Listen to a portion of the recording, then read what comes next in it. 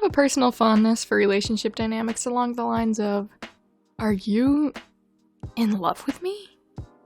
Yeah. Are we going to talk about that? No, mind your business. Relationship dynamics from Tumblr. Suicidal idiot who genuinely thinks they're expendable will 100% sacrifice themselves for the greater good, but will still believe they're a bad person. I have a great plan! The newfound family trying to keep them safe. Stop sacrificing yourself! Don't you dare die or I'll kill you! Glamorous DILF and exhausted DILF. Both have tragic backstories, but deal or don't deal with their issues in wildly differing ways. They come in two flavors. 1, power couple. 2, divorced. Banter for days. I need the opposite of that grumpy dad and sunshine daughter trope. Give me more bubbly mom and angsty son. Give me more badass maternal figures that would go bonkers to protect their kid. Mutual pining idiots in love being like, why didn't you say anything? I love the dynamic between newly formed creation and reluctant or resentful creator. Frankenstein, Del Toro's Pinocchio, I'd even argue Paradise Lost would kind of fit this too, but just the overwhelming feeling of helplessness you feel for the creation, the pain the creator causes in or for its creation. Peak fiction. So, what would you do to fix your life's problems? Suicide. No! Ironically, unironically, both are depressed. Bonus if they're dating. Super strong lady knight, and weaker, completely normal castle servant. Preferably male, because I don't think we see enough of men being comfortably weaker than their female partners. Big bad grumpy overlord supervillain, and overly fawning. My boss's #1 right hand. A stranded human space explorer who does not speak any of the planet's languages, and the curious native alien rescuer who also doesn't speak the same language. Human space crew member hugging reptilian crew member because even though he's 8 feet tall with massive teeth and claws, he is her friend. Reptilian space crew member letting human crew member hug him because even though he doesn't understand the need for physical contact, he knows humans need it, and she is his friend. B is scared and clings to A for protection. A is also scared, but hides it so B doesn't get scared anymore. Favorite trope. I freaking hate them. I despise them. I hate how their smile makes me so happy. I hate when they touch me, my chest flutters, and I hate when they laugh. It sounds like a beautiful melody I could listen to for ages without getting tired. I hate him. And what? No, I don't like him. That's bullcrap. It's like them finding out they like the other person. Oh no. No. Why him, bro? Why not anyone else? He is so stupid. Why do I love him? God, no, why? A so-called naturally deceptive creature, and the one who trusts them more than anything. They're both murderers and horrible people, but their relationship is incredibly healthy and wholesome. Just 2 lady knights. We usually see the sun and moon dynamic as sunshine and grump, but what about a different perspective? What if the sun was loud, unyielding, spiteful? The sun would blind their enemies, not care the damage they make or the burns they leave behind. What if the sun was devastating? What if the moon was silent, gentle, cautious? The moon saw things from a different perspective, was a place of consistency in the darkness, collected friends like stars in the sky. What if the moon was optimistic? What if the moon took on the wrath of the sun and used it for safety rather than destruction? What if the sun was alone until the moon entered their orbit? I've been thinking about that sunshine character needs comfort and runs past the obvious choices for the mean and gruff character who doesn't know how to be comforting but is trying thing, and it just doesn't feel right. Not the comfort-seeking part, no, that's perfect, but the comfort person part. I think they would know how to comfort, but only for that person. I think their development together should be slow burn as they build trust in each other, that the obvious choice is the only one who saw it coming and willingly stepped out of the way to reveal Grumpy was right behind them, ready to demand privacy as they hold them and assure them that they're safe and strong enough to move forward, especially since they aren't alone in this. I just want a Grump who softens for their one person, like any self-respecting Sunshine X Grumpy character fan should. I've unlocked a new character dynamic. Looks like a punk, is a punk. Looks innocent, canonically committed fraud. My favorite dynamic is when two characters are equally as unhinged about each other's well-being. I'm talking characters who step up to bat for each other, no questions asked, no explanation needed. You mess with one and the other is there with a 17-step revenge plot already in motion against you. Small things and big things are treated with the same level of devotion because it's their person. Just that moment where they go, "You hurt my best friend? Oh, death is too good for you." Angry jealousy is good, but jealousy where character A thinks they can't be jealous of character C because character B deserves to be happy and they can't live up to C anyways, and they remain silent about their jealousy because they don't want to be a possessive witch, hits harder.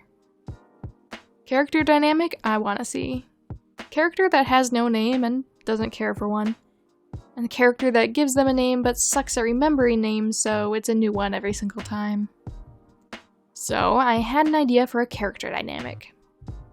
"Hello! You look nice. Want to be my friend?" "No." "Do you like rainbows? I love rainbows with all their colors." "Screw off." "They're purple and blue like the veins of a corpse, green like poison ivy or rotten meat, yellow like the pus coming out of an infected wound, orange like the bottles with the funny pills in them that they gave me, and of course red like the blood of your victims." After some consideration, I think your presence is bearable. "Also, I love pink. It looks like spilled brains." No one knows, X, I know. The character that helps and is such a good friend to everyone in the group, that's actually so freaking tired and traumatized of all the crap the others do or shoves to them to resolve. And the new person in the group that actually notices this stuff. Tired, X-tired, but always together. We have no idea what we are now, but one thing is clear. We trust each other more than anyone else in our entire lives now. Bonus if it's a hero and villain dynamic. Extra bonus for the villain going into their redemption arc, and the hero going into their corruption arc. Extra bonus if they're both Aroace. Obsessed in denial, and obsessed smug. They are so normal about each other, you know? "You are a nuisance. Only I do this to you. It's just a phase." You know it's not. Are they normal? Are they yandere? Who knows? I think every couple should have a third wheel, for comedy purposes. One thing I've never seen in book dynamics is the inclusion of characters who had a very bad breakup, like really bad, and it's still a big deal. Not the, "Oh yeah, we had a thing like 3 books ago, but it didn't really mean much," but the complete destruction of a committed relationship turned bad, and one or both are still salty or hurt by it. Mentally ill person. Gets overwhelmed easily, likes silence, sometimes only speaks 1 or 2 word sentences. A scrunkly. Soft and approachable, cannot speak, just a little guy. Silent solidarity.